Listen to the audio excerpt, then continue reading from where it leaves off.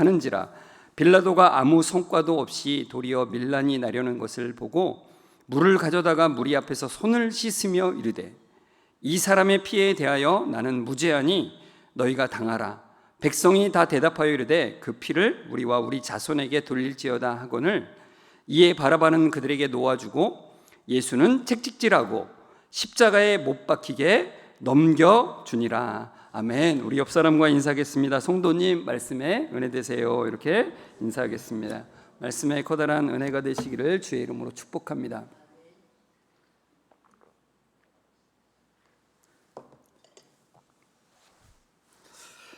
여러분 오늘 말씀을 보면 감사합니다. 오늘 말씀을 보면 이제 마지막 절에 26절에 이렇게 돼 있죠. 이에 바라바는 그들에게 놓아주고 예수는 채찍질하고 십자가에 못 박히게 넘겨주니라 그러죠. 예수님은 십자가에 못 박히게 넘긴 바 되셨습니다. 그러니까 십자가 사형이 집행되도록 내어준 것입니다. 오늘 우리가 읽은 이 본문을 보면은 이렇게 하게 한, 그러니까 예수님의 사형이 집행되도록 하게 한 세 부류의 사람들이 나옵니다. 세 부류. 그 첫 번째 부류는 대제사장과 장로들이라고 나오죠. 20절에 보시면 이렇게 되어 있는데 같이 읽어볼까요? 대제사장들과 장로들이 무리를 권하여 바라바를 달라 하게 하고 예수를 죽이자 하게 하였더니 그래요. 마태복음 27장 12절에 보면은 이런 말씀이 있어요. 대제사장들과 장로들에게 고발을 당하되 아무 대답도 아니하시는지라 그래요. 예수님이 고발을 누구한테 당했냐면 대제사장들과 장로들에게 고발을 당했대요. 그리고 이 대제사장들과 장로들이 무리를 권하였는데 좀 더 실감나게 말하자면 선동을 한 겁니다. 선동. 권했다는 거는 여기서는 사실 선동이라고 하는 의미죠. 대제사장들과 장로들이. 제가 가끔 이 설교를 준비하다 보면은 우리 장로님이 이 구절에 자꾸 시험 들지 않을까 이런 생각이 들어요. 뭐 그렇지는 않습니다. 모든 장로님들이 그런 건 아니고 이 당시에 이 권력자들이 참 하나님의 뜻 가운데 있지 않고 자기들의 뜻으로 그렇게 하고 있었기 때문에 이렇게 나오는 것이죠. 무리를 선동해서 이제 자신들이 하려는 것을 하는 거예요. 그게 뭐냐면 예수님을 죽음으로 내미는 것이 바로 그들이 하려고 하는 겁니다. 왜 그랬냐? 예수님이 그들의 모든 위상을 뒤흔들고 있었기 때문에, 그리고 예수님이 그들의 이권, 그들이 가지고 있는 이익을 흔들고 있었기 때문에 그렇다는 거예요. 우리는 이제 이 성경을 보면은 뭐 대제사장이나 또는 장로들 또는 뭐 바리새인들, 서기관들, 이 못된 놈들 뭐 이렇게 할지 모르지만 그 당시에는 일반 백성들은 이 대제사장이나 이 서기관들 그리고 바리새인들을 되게 존경했다는 거예요. 왜냐하면은 그들은 하나님과 좀 더 우리보다 더 가까이 있기 때문이라는 것이죠. 그래서 그들을 존경하고 있었는데 갑자기 예수님이라고 하는 분이 나타나서 그들이 겉으로만 그러는 거지 실제로는 엄청 썩어 있다는 것을 굉장히 드러내시죠. 그러니 그들이 얼마나 괴로웠을까요? 괴롭죠. 자신들이 존경받다가 이제는 사람들이 아니네 이렇게 생각하게 되니까 되게 힘들었겠죠. 그 다음에 또 하나가 뭐냐면 이제 그 성전을 통해서 들어오는 여러 가지 수입의 것들이 있었던 거예요. 그런데 예수님이 성전에서 환전을 하는 그 상을 뒤엎으시잖아요. 그리고 재물을 뭐 소나 양이나 염소를 비둘기를 파는 것들을 틀어버리시잖아요. 예수님은 그들에게 경고를 하신 거죠. 그러니까 이들에게는 예수님이 눈엣가시예요. 이걸 어떻게 제거할까? 그래서 어떻게든 어떤 방법을 써서라도 예수님을 제거하려 했다는 것이죠. 자, 그 다음에 두 번째 부류는 누구냐면 이 대제사장과 장로들에게 선동당한 누구요? 무리들. 22절을 우리 같이 읽어볼까요? 빌라도가 이르되 그러면 그리스도라 하는 예수를 내가 어떻게 하랴? 그들이 다 이르되 십자가에 못 박혀야 하겠나이다 그래요. 이 무리는 예수님을 십자가에 못 박으라고 외칩니다. 소리를 지르죠. 근데 이 무리는 어떤 무리냐면은 오늘 우리가 종려주일이잖아요. 예수님이 예루살렘 성에 입성하실 때, 이제 고난 받으시기 위해서 입성하실 때 어린 나귀를 타고서 입성을 하시죠. 어린 나귀는 순종의 의미라고 했습니다. 하나님의 뜻을 따라서 그 길을 가시는 거죠. 그 길을 따라갈 때 사람들은 이분이 우리를 로마의 압제에서 해방시켜줄 그분인가 보다.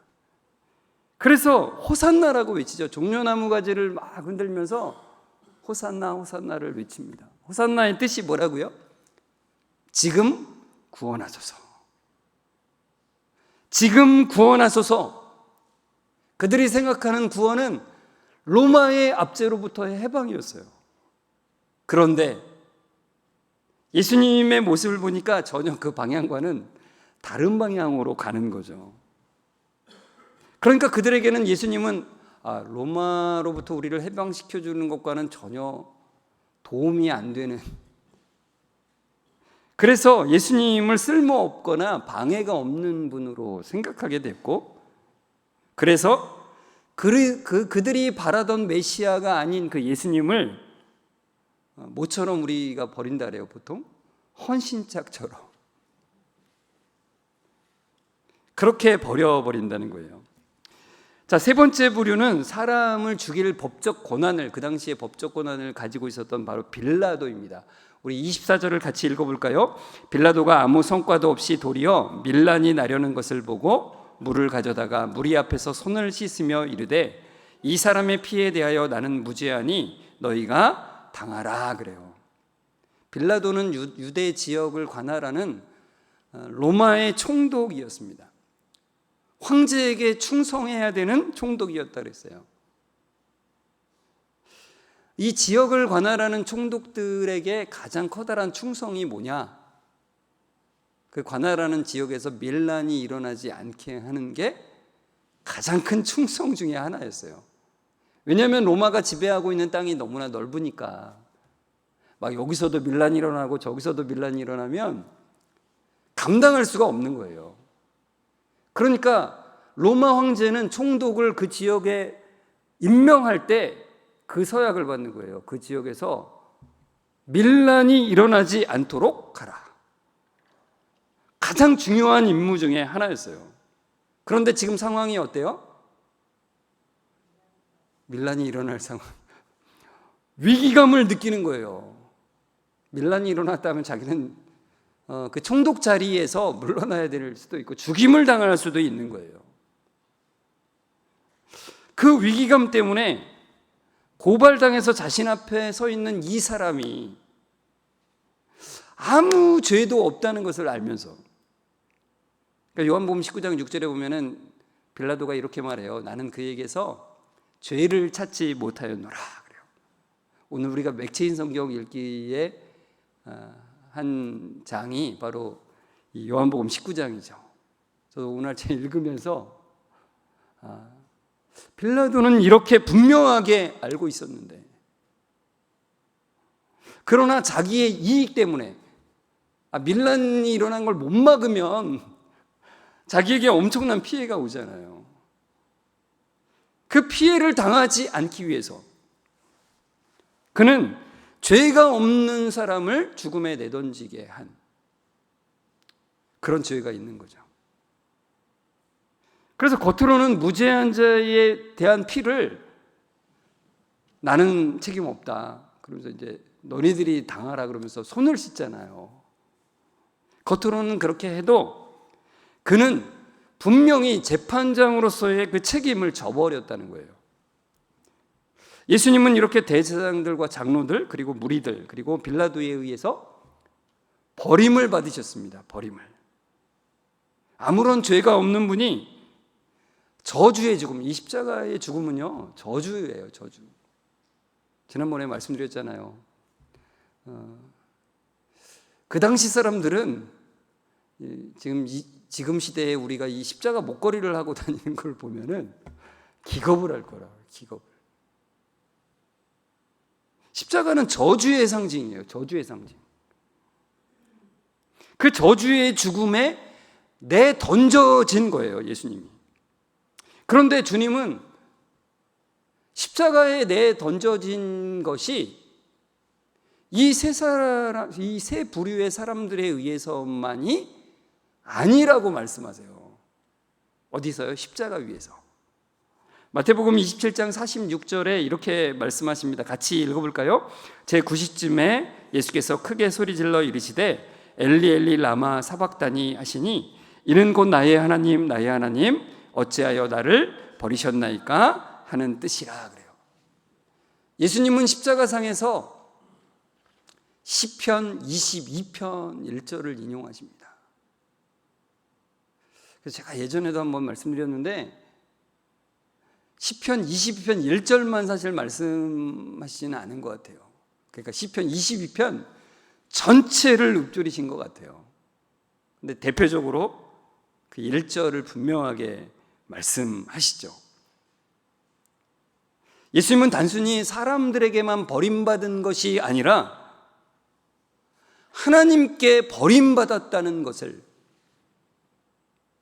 시편 22편 1절을 통해서 분명하게 말씀하시는 거예요. 그러니까 예수님은 다른 말로 말하자면 그런 거예요. 하나님께 버림받으시기 위해서 십자가에 달리셨다는 거예요. 여러분 한번 상상을 한번 해보십시오. 여러분이 가장 믿었던 친구들에게 버림을 받으면 어떨까요? 너무너무 신뢰하는 친구들이었어요. 그런데 알고 봤더니 그 친구들이 다 나만 빼놓고 자기들이 뭔가를 하면서 나를 완전히 악마화시킨 것이 만약에 제가 알게 됐다면, 우리 자신이 알게 됐다면 어떨까요? 분하겠죠. 분한 정도를 떠나서 너무나 비참하고 불행한 그 마음이 들 겁니다. 그리고 상상하기 싫겠지만 여러분이 신뢰하는 배우자에게 버림을 받는다면 어떨까요? 우리 자신의 일이 아니더라도 제가 뉴스나 이런 데에서 보면은 배우자에게 버림받은 그 남편이나 아내를 보게 돼요. 저도 이전에 있던 교회에서 어떤 성도님이 여자분이신데 다른 분과 이렇게 부적절한 관계를 가졌어요. 그 남편을 제가 이제 만나는데 그 상실감은 이루 말할 수가 없는 거예요. 이루 말할 수가 없는 거예요. 버림받은 그 마음은 평생 그 불행 가운데서 살 것 같은 그런 느낌이었어요. 그 다음에 여러분, 부모에게 버림받은 자녀는 어떨까요? 여러분 어린 시절에 만약에 부모에게 버림을 받는다면 어떨까요? 가끔 이제 어른들이 그러잖아요. 너는 다리 밑에서 주워왔어. 뭐 이렇게 장난으로도 하면 안 되는 말인데, 예전에 제가 어릴 때 막 동네 어르신들이 막 그런 얘기들을 막 농담처럼 막 하는 경우가 좀 있었어요. 만약에 그것을 알고 그것대로 만약에 되었다면 그 삶은 정말 비참하고 불행하지 않겠습니까? 그런데 여러분, 사람에게 버림받는 것도 참으로 불행한 것인데 창조주에게 버림받은 피조물은 어떨까요? 하나님께 버림받은 사람, 이것은 사람으로 버림받은 그 어떤 것보다도 더 커다랗다는 거예요. 심각하고 가장 비참하고 말로 표현할 수 없는 가장 그 불행감이 느껴지는 거예요. 그런데 거듭나기 전에는 이거를 잘 모르게 돼요. 그래서 많은 사람들이 하나님의 버림받음의 상태에 있지만 그 비참함을 못 느끼고 태연하게 살아가고 있는 것이죠. 그러나 하나님을 인격적으로 만난 사람은 하나님께 버림받는다는 것이 얼마나 두려운지를 압니다. 하나님이 그의 얼굴을 숨기시는 것. 여러분, 제사장들이 축복할 때 하나님께서 그 얼굴을 너희에게로 향하여 드사 평강 주시기를 원한다라고 말할 때 그 얼굴을 향한다는 것은 하나님이 우리를 버리지 않으신다는 걸 표현하는 거예요. 그런데 얼굴을 돌려버리시면 그건 버린 거예요. 그래서 성도들은 기도하는 거예요. 하나님, 주의 얼굴을 돌리지 마옵소서. 주님, 우리를 버리지 마옵소서라고 기도하는 것이죠. 그런데 여러분, 예수님이 하나님께 버림을 받았다는 거예요, 십자가에서. 근데 그게 너무나 이해가 안 되잖아요. 어떻게 삼위 하나님, 우리가 지난번에 삼위 하나님에 대해서 같이 생각해 봤는데, 삼위 하나님은 삼위의 하나님으로 계시지만 그 하나됨이 완전하다 그랬어요. 그 하나됨이 완전하신 하나님이에요. 잠언 8장 30절에 보면 그게 또 표현이 되어 있어요. 같이 읽어볼까요? 내가 그 곁에 있어서 창조자가 되어 날마다 그의 기뻐하신 바가 되었으며 항상 그 앞에서 즐거워하였으며. 그래요.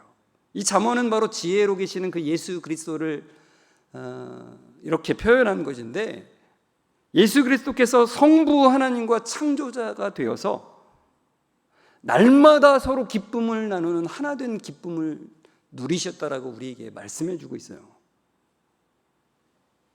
완전한 사랑의 관계로 뗄래야 뗄 수가 없는 그런 관계예요.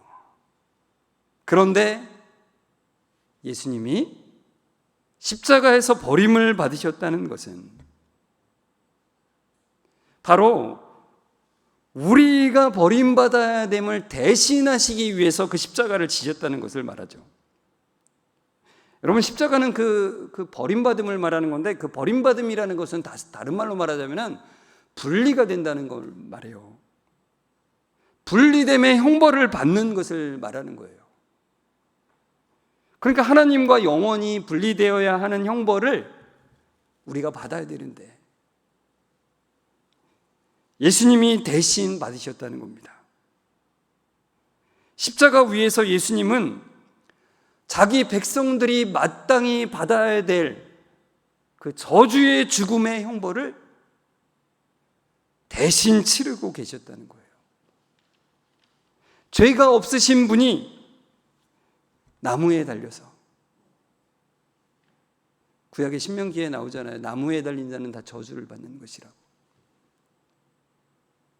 그 저주를 대신 받으신 거라는 거죠. 저주라는 것은 하나님의 임재와 영광에서 추방되는 거예요. 하나님의 얼굴을 돌려버리는 거예요. 그래서 웨스트민스터 소유리 문답 27문이 바로 예수님이 이 땅에 오신 것을 이렇게 정리를 해요. 27문이 이렇게 되어 있습니다. 그리스도의 낮아지심은 어떠한 것이었는가? 답을 같이 읽어볼까요? 그가 탄생하실 때부터 낮은 신분으로 나시고 율법 아래에 복종하시고 이 세상의 비참함과 하나님의 진노와 십자가의 저주받은 죽음을 받으시고 장사되어 얼마 동안 죽음의 권세 아래 거하신 것이다. 그래요. 하나님의 진노를 받기 위해서 십자가를 지셨대요. 저주받은 죽음을 당하시기 위해서 십자가에 달리셨대요. 완전한 버림받음이죠. 지난주에 우리가 함께 나눈 시편 8편에서도 이것을 확인했잖아요. 시편 8편 4절 5절 같이 읽어볼까요? 사람이 무엇이기에 주께서 그를 생각하시며 인자가 무엇이기에 주께서 그를 돌보시나이까? 그를 하나님보다 조금 못하게 하시고 영화와 존귀로 관을 씌우셨나이다. 그래요. 시편 8편은 하나님의 형상으로 지어진 우리의 모습을 담고 있어요. 그러면서도 그거와 겹쳐서 무엇을 말씀한다고요? 하나님의 형상을 잃어버린 우리 대신에 죽음과는 상관없으신 그 예수님이 죽음을 만나야 되는 그 연약하고도 한계가 있는 그 피조물의 몸을 입으셨다는 거예요. 우리를 구원하시기 위해서. 죽음과는 전혀 관계가 없으신 분이 죽음을 당하시기 위해서 인간의 몸을 입으셨다는 거예요. 여러분, 십자가에서 하나님의 모든 진노를 받으신 그 예수님을 보면서, 십자가에서 모든 저주의 죽음을 받으신 예수님을 보면서 얼마나 아프실까, 얼마나 괴로우셨을까, 얼마나 목마르셨을까, 이것을 생각하는 게 첫 번째가 아니라는 거예요. 카톨릭 교회는 지금도 예수님의 고통에 초점을 맞춰서 얼마나 아프실까를 막 생각하면요, 눈물이 나거든요. 그걸로 은혜를 받아요. 패션 오브 크라이스트가 바로 그런 그걸 담고 있는 영화예요. 그러나 주님께서는 십자가의 예수님을 통해서 예수님의 고통에 초점을 맞추지 말고, 예루살렘의 딸들아, 나를 위하여 울지 말고 너희와 너희 자녀를 위하여 울라라고 말씀하시는 거예요. 우리 자신의 모습을 보래요. 이것이 바로 너의 그 죄의 심각함을 말해주는 것이라고 우리에게 말씀해 주는 거예요. 여러분에게 나쁜 소식을 하나 말씀드리려고 합니다. 너무너무 나쁜 소식이에요. 배드뉴스예요. 그게 뭐냐면, 신앙생활을 오래 하면서 꾸준히 이 자리에 참석하고 말씀을 읽고 봉사하고 섬기는 것이 구원에 아무런 보장이 되지 않는다는 거예요. 그게 배드뉴스예요. 그럼 나 여기 왜 있는 거지? 이런 생각을 하시는 분들이 있을지 모르겠어요. 배드뉴스예요. 나쁜 소식입니다. 나 오랜 신앙생활 했다고 해서 구원에 대한 보장이 없어요. 성광교회 오래 다녔다고 해서. 다른 교회도 마찬가지고.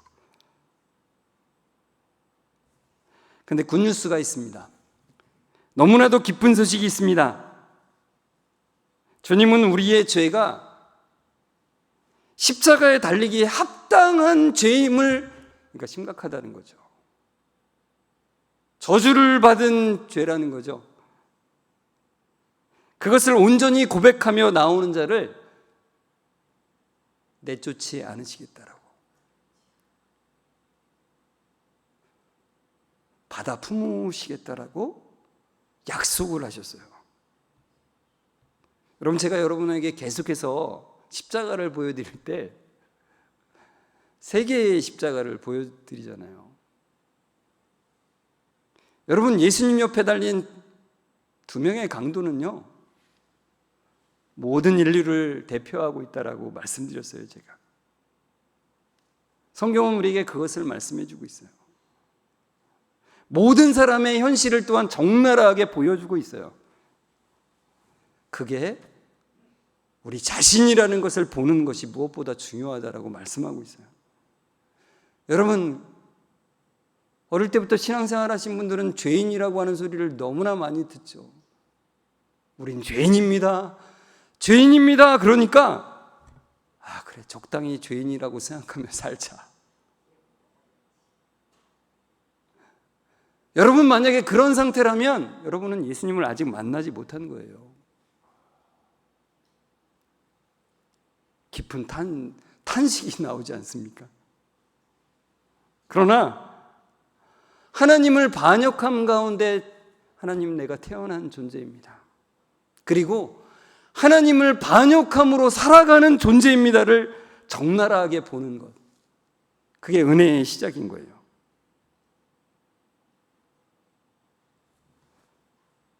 그래서 하나님의 버림을 받아야 되는 존재가 바로 나였음을, 하나님의 진노를 받아야 되는 것이 바로 나였습니다. 저기에 십자가에 달려야 되는 것이 나라는 것이 분명하게 확실하게 내 마음 가운데 깨달아지는 것이 구원의 시작이라는 거예요. 그냥 대충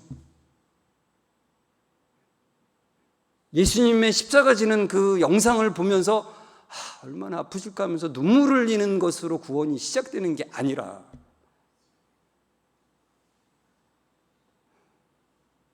예수님의 십자가에 내 모습이 겹쳐서 내가 달린 것이구나. 예수님이 달리실 때 내가 달린 것이구나를 깨닫는 그것이 구원의 시작이라는 거예요. 그러니까 여러분 이번 고난주간에 그 은혜가 있었으면 좋겠어요. 십자가를 생각하면서 예수님의 십자가에 내 모습이 겹쳐져 보이는 그 은혜를 주십시오. 그 자리에 달린 나를 보고 주님의 은혜밖에는 구할 것이 없습니다. 죽음도 이기는 그 주님의 은혜밖에는, 그 주님의 사랑밖에는 제가 바라볼 것이 없습니다라고 하는 그 고백이 여러분 가운데 계속된 울림이 되었으면 좋겠습니다. 십자가를 보면서 나 자신의 저주의 죽음 형벌을 대신하신 그 사랑이 우리 마음 가운데 확신으로 와닿고 그 사랑의 풍성함으로 참된 기쁨을 누리는 여러분의 삶이 되시기를 주의 이름으로 축복합니다. 우리 같이 말씀을 생각하면서 찬송가 151장 2절을 찬송했으면 좋겠어요. 같이 이 가사를 좀 생각했으면 좋겠는데, 주 십자가 못 박힘은 속죄함 아닌가. 주님이 십자가에 못 박힘은 나를 대신한 것이라고 했어요. 그게 속죄죠. 그거는 내가 거기에 달려야 되는 존재라는 것을 말하는 거예요. 우리의 모든 죄를 이 사람 죄 조금 더하고 저 사람 죄 조금 더해서 그게 십자가다 이런 게 아니에요. 나 하나만의 죄로도 십자가예요. 그 은혜를 생각하면서 주님, 참된 십자가의 은혜를 생각하게 깨닫게 도와주십시오라고 하는 마음으로 같이 찬송하겠습니다.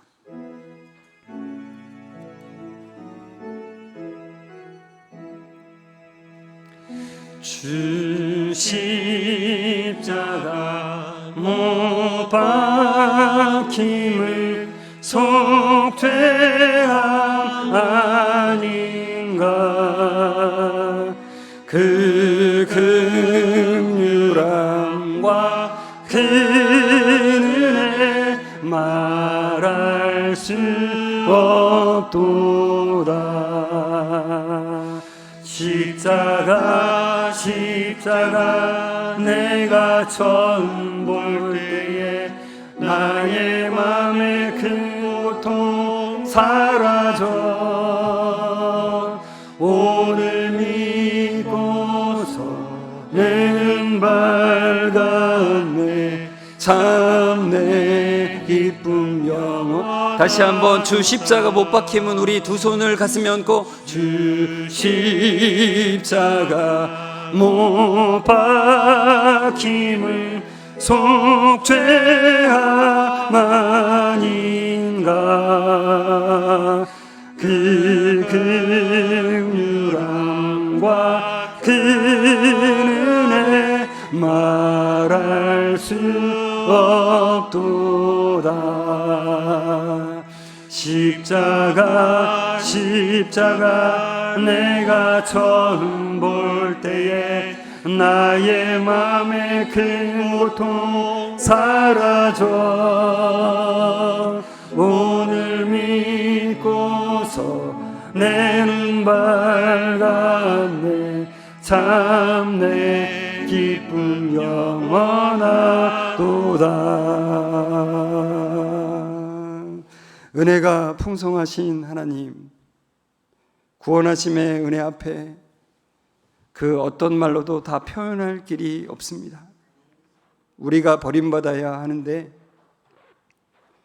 그 버림받음을 대신하신 그 사랑을 이 시간 생각합니다.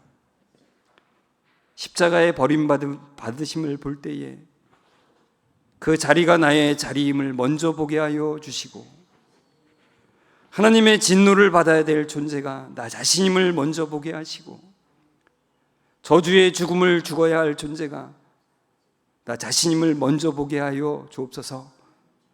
주님의 십자가 달리심을 보며 거기에 나 자신이 겹쳐 보이는 그 은혜를 허락해 주옵소서.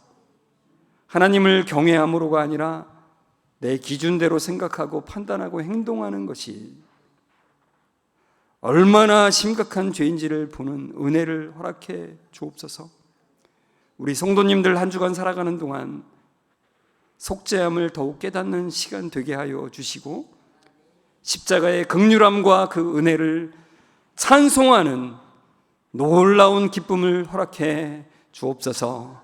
우리 대신에 버림받으신 예수 그리스도의 이름으로 감사하며 기도드리옵나이다. 아멘. 우리 주 예수 그리스도의 은혜와 하나님의 사랑하심과 성령님의 교통하심이 나 대신 버림받으신 주님 안에서 나 자신을 보기를 소망하며 나아가는 우리 모든 성도들과 그 가정 위에 지금부터 영원까지 함께 있을지어다. 아멘.